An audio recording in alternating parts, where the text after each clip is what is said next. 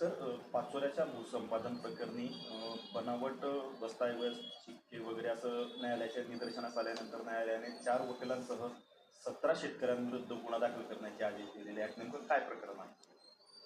नेमकं प्रकरण असं आहे की ज्या शेतकऱ्यांच्या जमिनी संपादित होतात त्या शेतकऱ्यांच्या जमिनीचा मोबदला शासनाने दिल्यानंतर त्यांना जर तो कमी वाटत असेल तर ते न्यायालयात वाढीव मोबदल्यासाठी खटला, दावा, अर्ज दाखल करू शकतात.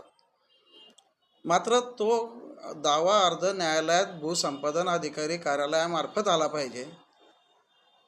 न्यायालयीन प्रकरणामध्ये काही जे प्रकरणं आहेत ती डायरेक्ट न्यायालयात सादर करण्यात आलेली आहे. भूसंपादन अधिकाऱ्यांच्या कार्यालयाला बायपास करून ती प्रकरणं आलेली होती.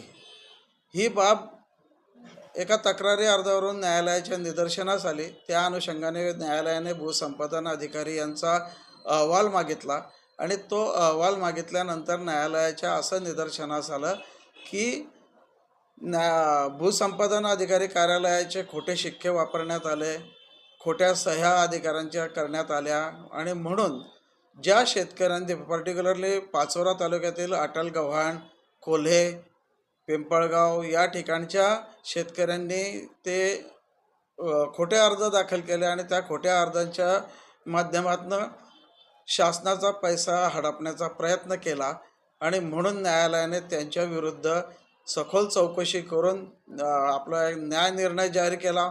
त्यांनी दाखल केलेले अर्ज तर खारिज केलेच, त्या व्यतिरिक्त त्यांच्या विरुद्ध ते संबंधित 17 शेतकरी आणि त्यांचे वकील यांच्या विरुद्ध आणि जे कोणी त्याच्यात इन्व्हॉल्व असतील त्यांच्या विरुद्धसुद्धा खटला दाखल करावा असे जिल्हाधिकारी साहेब जळगाव यांना आदेश दिले आहेत.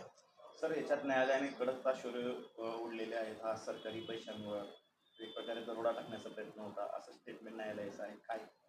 हो, न्यायालयाच्या असं निदर्शनास आलं की कायदा जो आहे तो शेतकऱ्यांच्या सोयीसाठी आहे, भल्यासाठी आहे.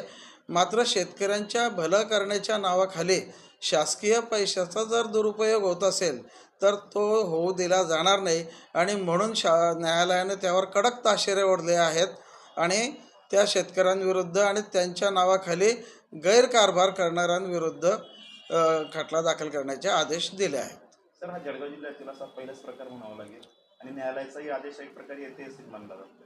हो, माझ्या आता 32 वर्षाच्या सरकारी वकिलीच्या कार्यकाळामध्ये हा अशा प्रकारचा पहिलाच आदेश आहे आणि न्यायालयाच्या मार्फत न्यायालयानं सुमोटो दखल घेऊन गुन्हा दाखल करावा असा आदेश देण्याची ही पहिलीच वेळ भूसंपादन कायद्याखालील खटल्यांमध्ये दिसून आलेली आहे.